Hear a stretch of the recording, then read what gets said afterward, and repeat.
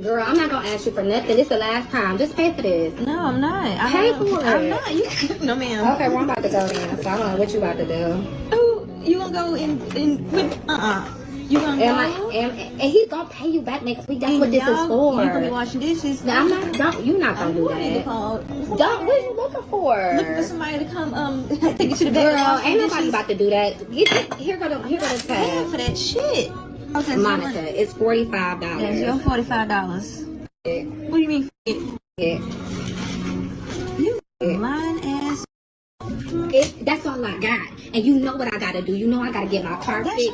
You know all the stuff I gotta do. So you knew I was broke before you invited me out here. You got food for breakfast tomorrow. Embarrassing you. I owe you $500. You gotta tell everybody that all the people around here. Are you gonna pay me back? Why are you following me? Your car is over there. The car is over there. Since you got money to pay for your food, I want the money you owe me.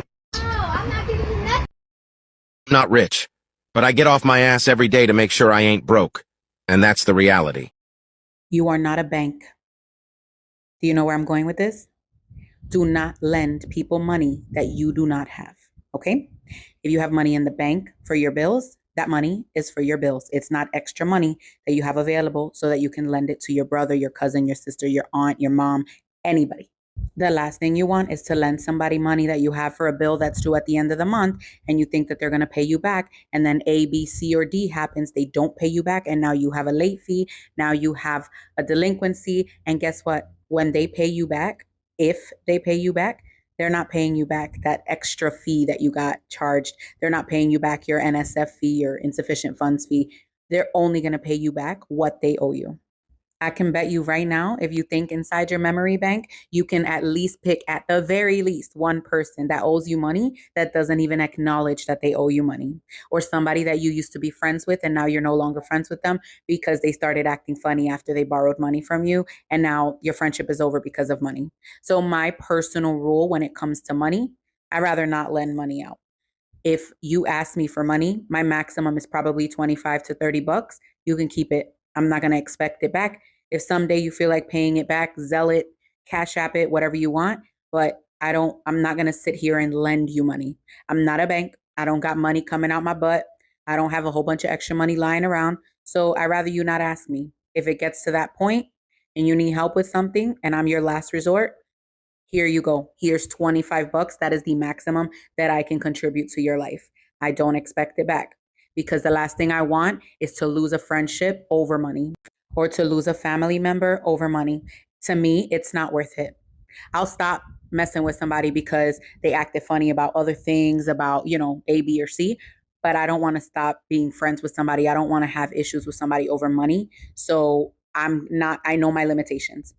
I'm going to know that I cannot afford to lend you money and sit here and expect it, because there's nothing more awkward than having to be like, hey, you remember the money that I lent you 3 months ago that you told me you would pay me by the end of the month? Like, the end of the month has come and gone 5 times and I have not heard anything from you. So the golden rule is, if you cannot afford to lose it and never see it again, don't lend it out.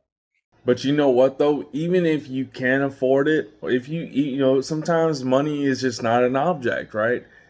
But it's a principle of actually letting the actual person, right? The individual that you're giving the money to, letting them borrow money, so on and so forth, right?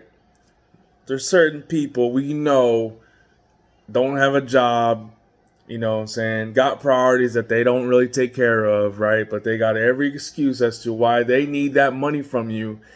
And when they get that money, they got every excuse as to why they haven't paid you back. I remember one time,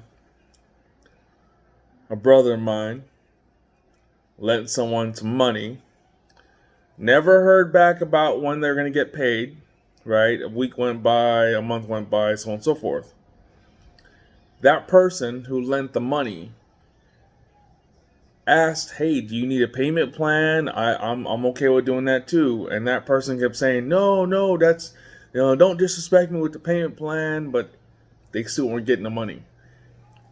I, to this day, haven't heard anything about that money being returned or paid back. I also advise the person lending the money, like, hey, If you haven't heard back by this time, I would assume that that money's lost, and I'd say just chalk it up as a loss, bro. Never put yourself in a compromising position where you're lending somebody the money that you have for your bills, for anything else, for savings, for an emergency, whatever it is.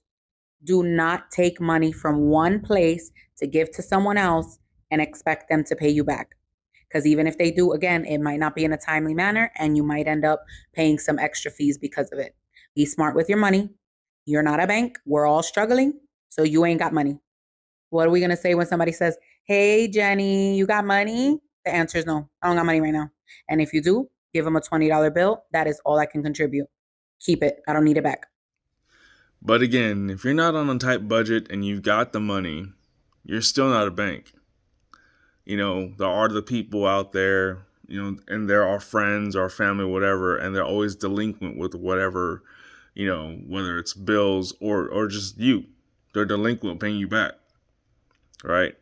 Or they're just delinquent, period, right? They can't do their rent, they can't pay a bill, they just can't do shit, and half the time they ain't got a job. All I'm saying is this: let them go to the banking and get a loan then. Right? That's how they'll learn their lesson. They can't get a loan half the time, so they go to you because they know you got the money to do it. You're still not a bank, bro. You got to worry about you and yours before you worry about anybody else. It's your boy King Churro. Thank you for watching. Remember that you're loved, and remember to be great every day because tomorrow is never promised. And that's why you got to save your money, because tomorrow is never promised. You just never know what's going to happen tomorrow. Peace out, y'all. Every day you wake up, you got a decision to make. To go right or left, up or down, right or wrong. At the end of the day, you make the decision. Nobody forces you. So make the right decision. Make moves, set the goal. Stop making excuses, man. And if it look like a duck, walk like a duck, and sound like a duck, it's a duck. Stop guessing. Just do the right thing. You heard? You hear me?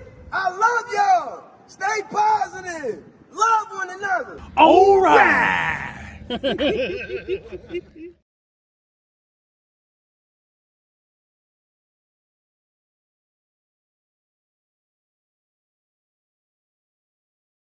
Sir, we need to talk about the housing crisis. What's wrong with the housing market? Nobody can afford a home, son! What are we gonna do? I have a house. You're rich. Most Americans don't even make enough to live alone. Sounds like a hard work problem. Tell them to work harder. Harder? Longer. Longer? Get a fourth job. And maybe they can get a house. Sir, there's not enough time in a day for 4 jobs. Why don't we build more houses to regulate supply and demand so housing prices make more sense? No. Instead of doing that, send all the money to other countries. But sir, what about the homeless people? And then bring those people from those other countries here. Why? And put them in the houses we don't have available for our own citizens. Understood, but sir, what's the point of all of this? What are we accomplishing here? Are you not understanding that back in 2001, only 18% of corporation-owned households? So then what? Now, 50% of corporation-owned households. Okay, businesses bought all the houses, but what does that mean? That means we have successfully turned the housing market from a consumer good into another moneymaker. How do you benefit off of homelessness, sir? Control. How do you establish control? Fear and worry. What about the people that don't fear you, sir? We make them angry. What does that do, sir? To whom the gods would destroy, they would first make mad. Let them get angry. Let them fear and worry about becoming homeless. That way they can't focus on what's really going on. No one's paying attention. Exactly. Sir, you're a genius! No one's going